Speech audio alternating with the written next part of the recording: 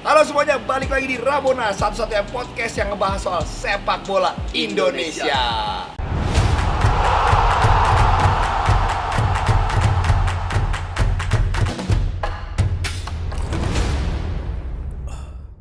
Oke, balik lagi sama gua Andri dan juga Rebon. Dan kali ini kita bakal ngebahas beberapa poin ya Bon ya. Tapi tetap ngebahas soal Timnas Indonesia.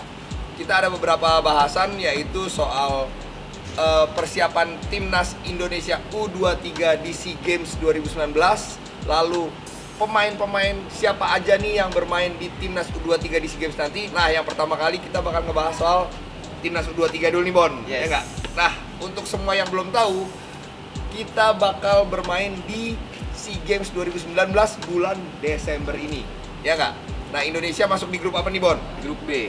Indonesia masuk di grup B sama Laos, Brunei, dan 3 tim kuat menurut gua ada Singapura, Vietnam, sama Thailand. Juara bertahan ya Thailand ya. Nah, terus berikutnya lawan Singapura Tanggal 28, 2 hari kemudian. Nah, 2 hari lusanya lawan Singapura, terus lawan Vietnam tanggal 1 Desember, terus Lawan Brunei, Darussalam tanggal 3, dan yang terakhir lawan Laos. tanggal 5 Tanggal 5. Desember. Jadi kalau menurut gua dari jadwalnya ini kita agak-agak cukup berat sih ya. Ya. Kalau menurut gue ini karena kita harus ngelawan lawan-lawan yang relatif emang berat dulu, baru mudah dulu gitu loh.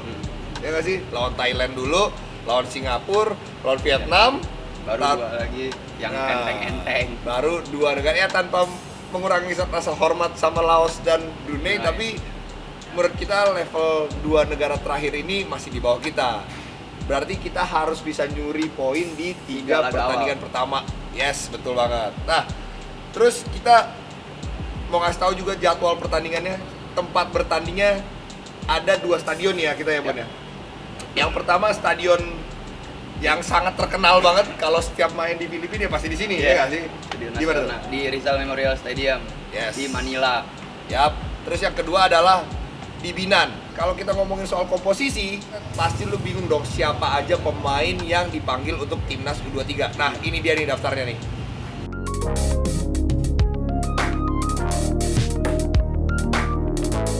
Nah, itulah 20 pemain Timnas Indonesia U23 yang akan mewakili skuad Garuda di Filipina nanti. Kita udah merekap 5 pemain yang kemungkinan besar bakal bersinar di Filipina nanti nih Bon. Siapa aja Bon? Yang pertama Bon, sebutin dulu nih. Sadil Ramdhani dari Pahang FA. Ex Pahang FA lah ya. Ex-Pahang Karena FA, dia udah ya. pamit dari Pahang FA. Ya, gimana ya? Pemain berpengalaman Sadil. Ya. Walaupun masih muda, pengalamannya banyak. Terakhir mainnya di Pahang FA di Liga Super Malaysia.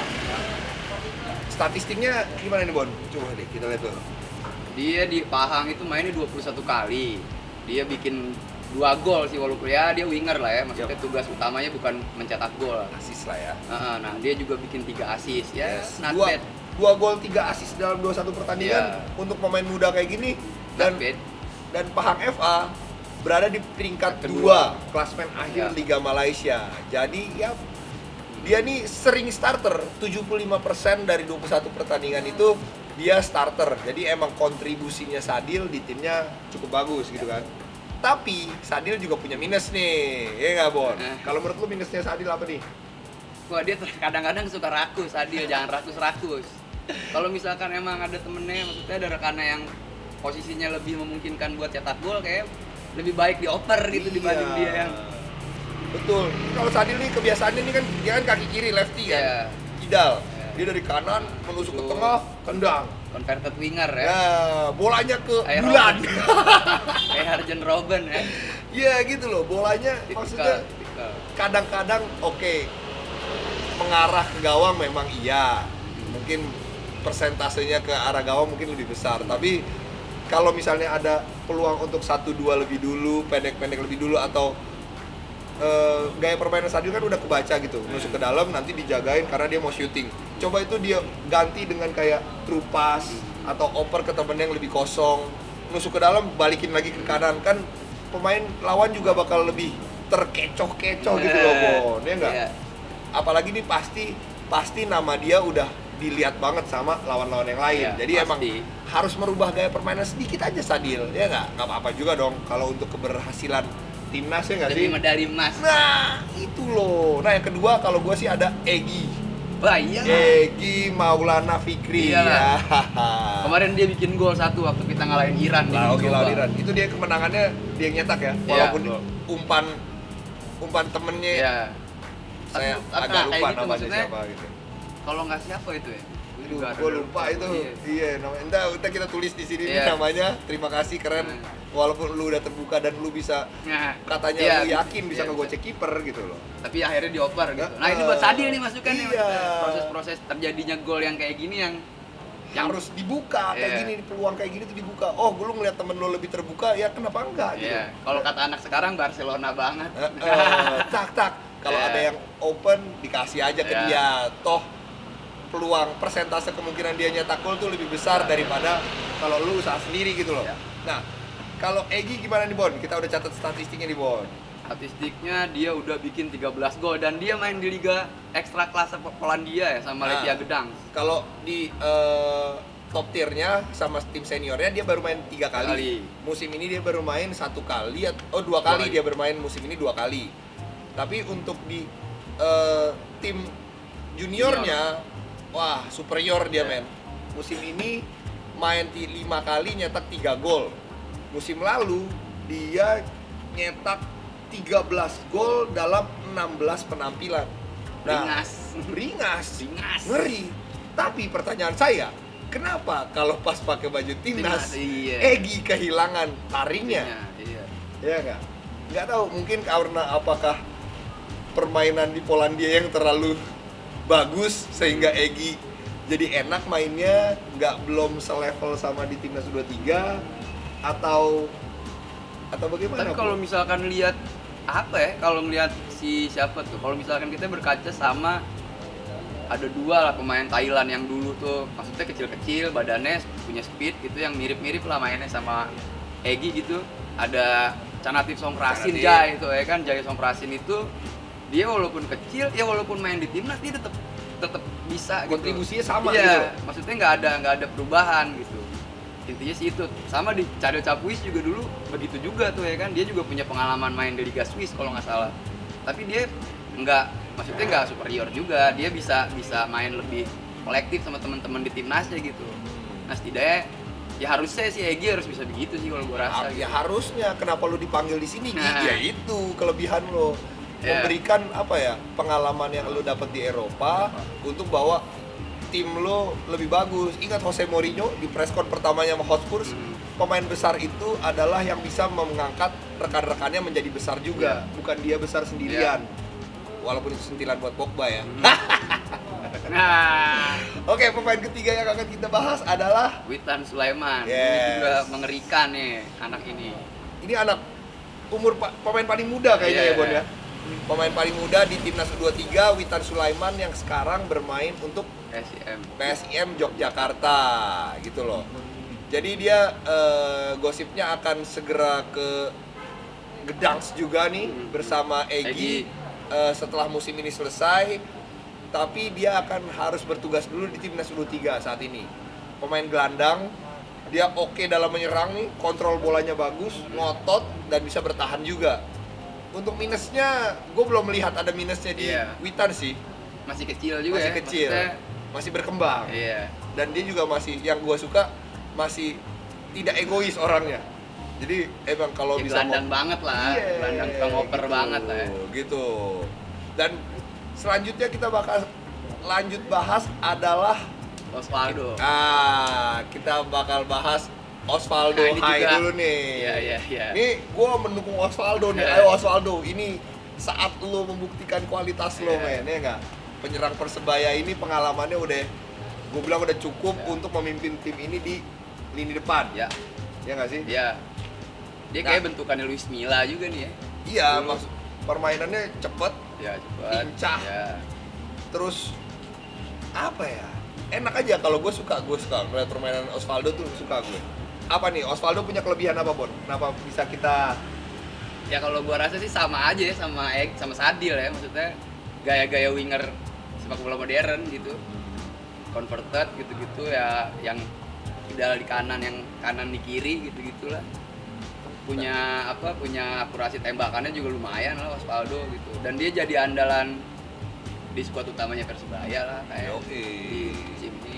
Iya, untuk statistiknya, gue bacain statistiknya lagi nih, kita suka main statistik kan. Hmm. Sama Persebaya musim ini main 18 kali di Liga 1 dan koleksi 5 gol 2 assist, men. Ya, walaupun emang Persebaya kan performanya naik turun nih, tapi Osvaldo bisa apa ya, memperlihatkan dirinya aja gitu di antara penyerang-penyerang yang bernama besar, pemain-pemain senior. Osvaldo masih bisa jadi andalan siapapun ganti pelatihnya. Iya. Osvaldo tetap main gitu loh. Iya nggak sih? Iya. Nah, itu dia Osvaldo. Hai, sekali lagi Osvaldo, lo andalan di lini depan nih.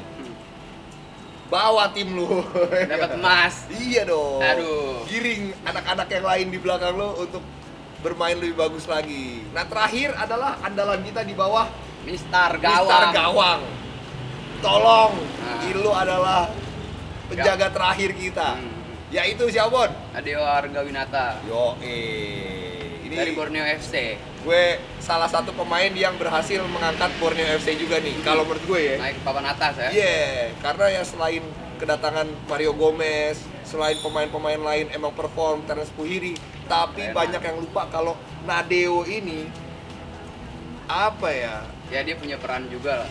Banget. Di sektor pertahanan terutama. peran besar banget. Sampai bulan November, dia itu sudah bermain 19 kali, kebobolan cuma 23 kali, dan clean sheet-nya 6. kali. Iya. Wah. Oke. Gila nih dia nih. Untuk pemain Pemain muda. Iya, Iya. untuk kiper muda, ingat ya, kiper itu kenapa kita taunya umurnya biasanya 28, 28 lah, 28, 30 atau di atas 30. Karena Dia pengalaman gitu loh. membaca arah bola sih kalau gue Yes. rasa dia bisa nebak gitu. Oh, ini bola kesini, dia bakal kesini. Gua harus positioning di Iya, sini. positioning di sini. Tapi Nadeo di umur segini bisa menjadi pilihan utama Mario Gomez loh, men. Iya. Iya nggak sih? Yang Mario Gomez nih suka banget pemain-pemain yang senior sebenarnya. Pemain kiper ya, Iya. kiper ya. Karena di Persib dia suka Made dan suka Muhammad Nasir juga Iya. gitu loh. Jadi emang Nadeo tiba-tiba dipilih untuk jadi kiper utama pasti ada alasannya juga gitu. Nah, juga dia jago penalti. Nadeo ini jago banget antisipasi penalti. Wah, ini serem juga nih datanya nih.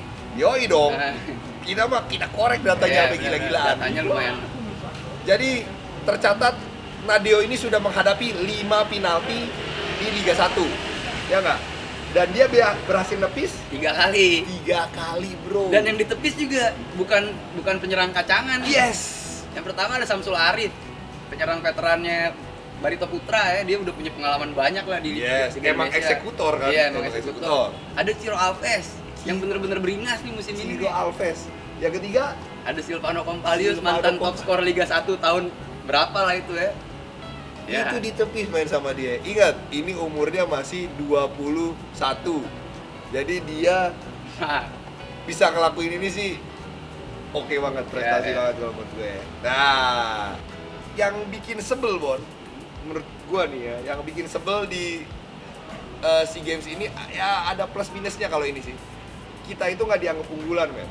ya, oh iya gue tahu tuh sama backnya Singapura, Singapura ya yes. kalau nggak salah ya.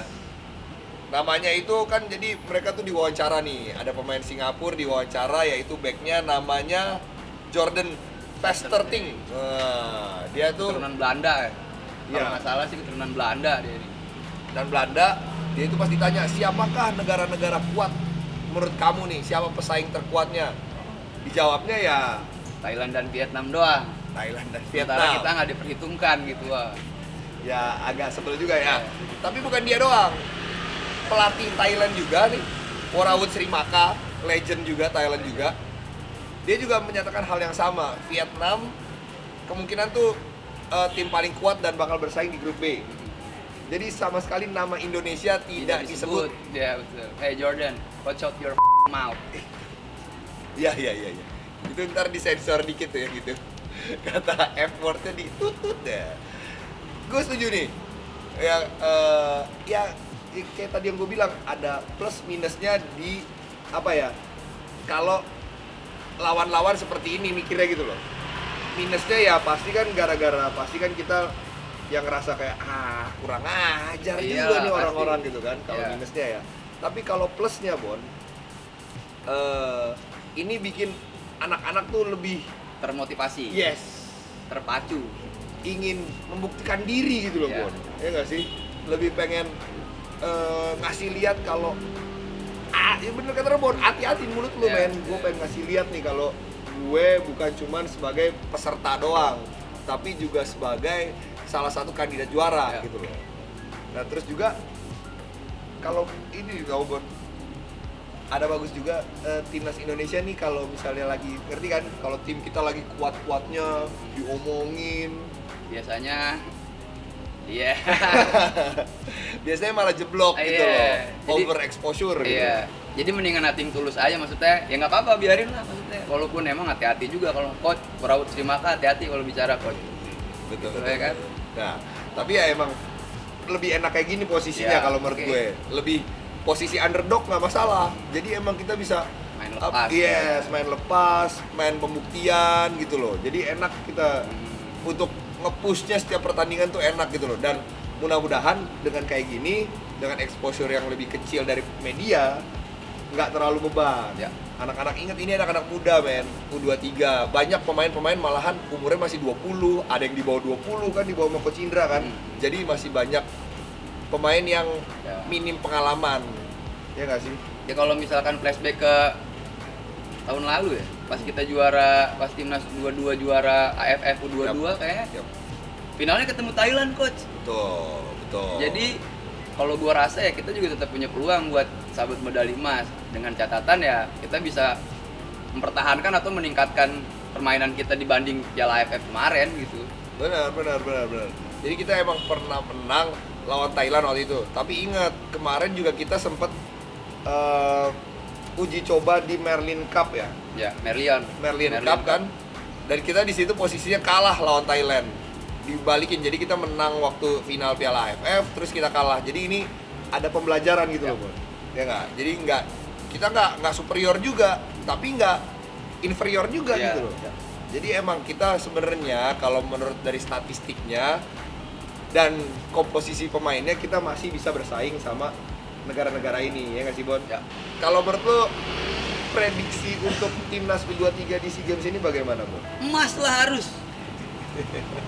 Itu kan ambisi lo. Iya, Itu kan harapan lo. Emas lah kayaknya. Kalau misalkan kita dulu gitu waktu kita bikin prediksi timnas U22 nih, yang sekarang kan udah 23 nih. Berarti waktu itu kan masih 22. Kita juga ya sok realistis, kayaknya nih bisa lah, cuman seri atau gimana lah gitu. Toh faktanya timnas U22 bisa juara Piala AFF Oh gitu. iya, betul. Nah intinya ya kerja keras lah harus gitu, demi lambang Garuda di dada. Ngotot, harus ngotot, main tuh harus benar. ngotot, harus pembuktian. Ingat kita sedang dianggap remeh oleh lawan-lawan kita. Terus masa lu pengen mainnya gitu-gitu aja?